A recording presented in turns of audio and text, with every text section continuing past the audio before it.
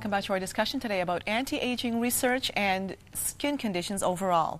Joining me in the studio is Dr. James Meschino. Now, he's authored 2 books. Aside from being a scientist, he's authored The Wrinkle-Free Zone, and he's also authored The Optimal Living Program, 7 Steps to a Healthy, Fit, Age-Resistant Body. Now, there's lots of information outlined in these books, James. I must say, lots of information that people often don't know where to start when it comes to maintaining and looking after their skin. For instance, we hear so much about genetics that sometimes it becomes an easy, and I don't want to say cop-out because it does play a role, but it does become somewhat of a cop-out. Well, I have bad genes. We wrinkle very easily in our family, period. No chance for me. How do you answer that question? Well, I'd say that the overwhelming evidence argues against that. I mean, if you look at the studies done on identical twins and non-identical twins, if you look at diseases from Parkinson's disease to heart disease to certain types of cancer, usually genetic factors account for a very small percentage of these degenerative diseases. And I would throw skin wrinkling in there as well. You know, it really is primarily a matter of how much sun exposure you had. Did you, over your lifetime, give your body the nutrients it requires to form healthy skin? It's an often overlooked aspect of skin. Because the skin's on the outside, we think it needs outside things. But it needs all kinds of vitamins, minerals, proteins, other nutrients, essential fatty acids. If they're not provided to the body at optimal levels, because the skin cells turn over faster than most cells in the body, they have a higher nutritional requirement than other cells in the body because they need to keep replacing themselves more often to mature to full adult cells. And so nutrient deficiencies show up in the skin and affect the skin more so than other tissues, even though you would think because the skin's on the outside, nutrition has nothing to do with it, but it has everything to do with it. Now, in your book, you give examples, stories of people that are explained that had various skin conditions. It's not only about anti-aging, it also talks about other skin conditions as well. If there's one very difficult to treat condition, we know it's psoriasis. We hear very bad news about this condition, that there's absolutely no treatment for it. Now, you offer hope in your book when you talk about psoriasis and the facts surrounding this, what causes it, what solutions there are. Tell us a story about psoriasis. Well, I will. I would say that I've had much better success with acne, rosacea, and eczema. Yes. You know, psoriasis, we don't totally understand it.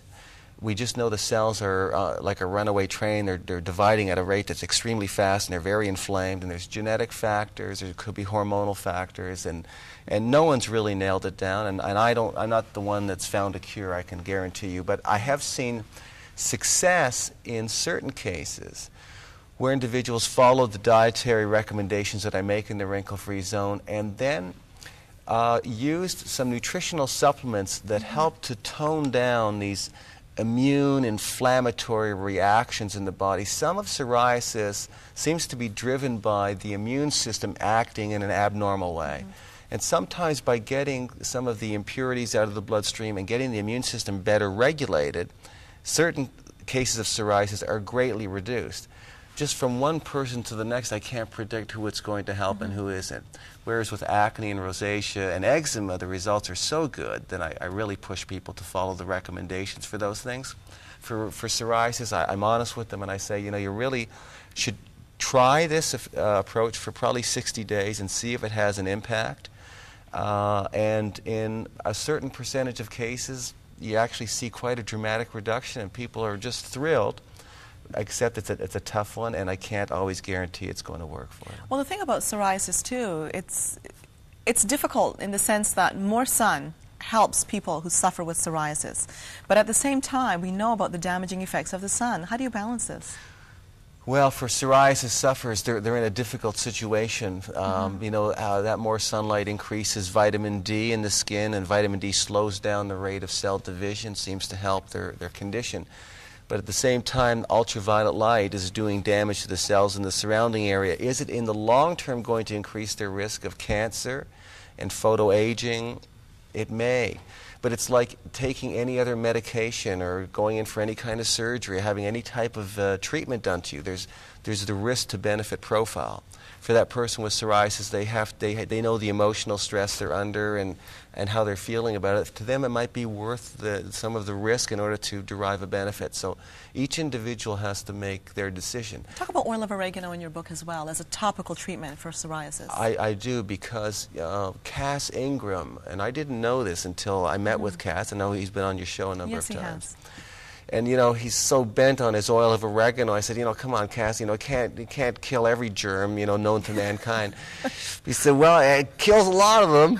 And I said, well, he says, you know, for instance, you know, did you know that in the psoriasis plaque, you know, in the plaque, there's actually Staphylococcus and Streptococcus bacteria in there? I said, no, there isn't. He said, yes, there is. Go look. So he pointed me to the research at one of the universities in the United States, and that, sure enough, after people get Streptococcus throat infections, they're very predisposed to also developing psoriasis after. And in the bloodstream and in the plaque is this Streptococcus bacteria, and the endotoxins are in the blood. So some dermatologists in the States have discovered that giving those patients antibiotics to knock out the Streptococcus bacteria improves their psoriasis. He said, well, let me tell you something. This oil of oregano also kills that, and sure enough, it does. So in some cases, you'll read in the book that in addition to decreasing the immune system, or getting the immune system regulated, and improving detoxification to get the blood purified, that I do say, in addition, you should use that P73 oil of oregano, both topically for the superficial lesions and in the bloodstream to knock out the bacteria inside. Very interesting So I research. agree with him, and he's quite a character. Let's go now to Fasudo on line 7. Hi, Fasudo, you're on the line. Turn down your TV, Fasudo. Fasudo, we're going to let you go because I know what your question is there, and you haven't turned down your TV. Now, it's written up there, and he wants to know what where to get that HA product, hyaluronic acid. The product that I'm using, and the product that we talk to dermatologists and plastic surgeons about, is the Adeva, A-D-E-E-V-A, Adeva encapsulated HA. It's called Adeva Essential HA.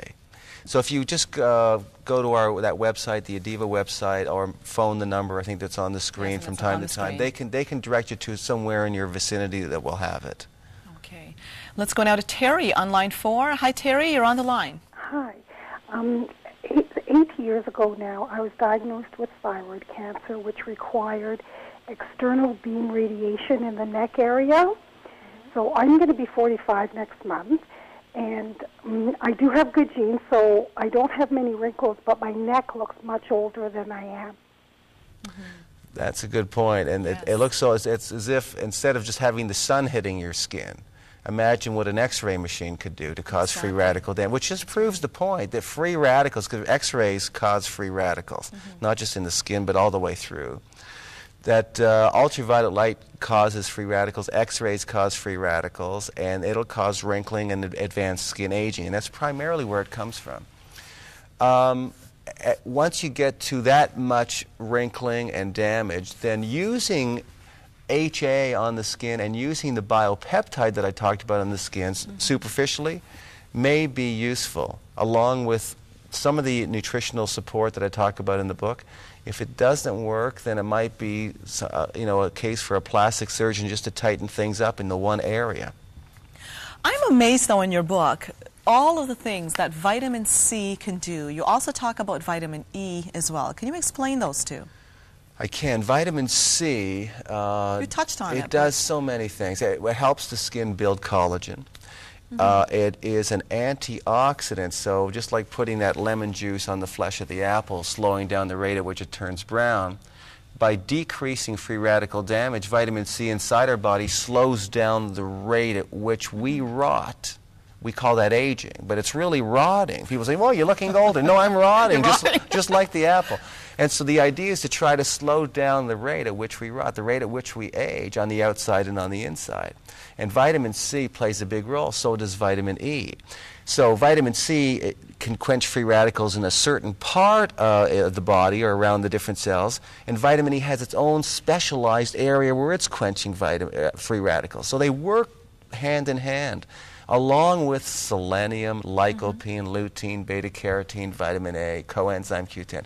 There's a little cocktail of things, if people were smart, that they would use on a daily basis to slow down the rate at which we rot on the outside and on the inside, because that free radical damage doesn't just cause skin damage. It causes dementia, cardiovascular disease. It contributes to all of these things. Many cancers are caused by free radical damage. And antioxidants play a role in preventing that. So as you're making your skin look better, you're also, if you're following my advice, you're also decreasing damage that's going to occur inside your body as well. What dose do you recommend for vitamin C on a daily basis? For general prevention, I like somewhere in the neighborhood of 1,000 milligrams a day, 500 to 500 milligrams twice a day. And it should come in a high-potency multivitamin that already has the extra E and the B50 complex and the selenium and the right vitamin A. So I take it all as an all-in-one out of one bottle. I used to buy a multi, then C, then E, then selenium, then a B complex, then calcium.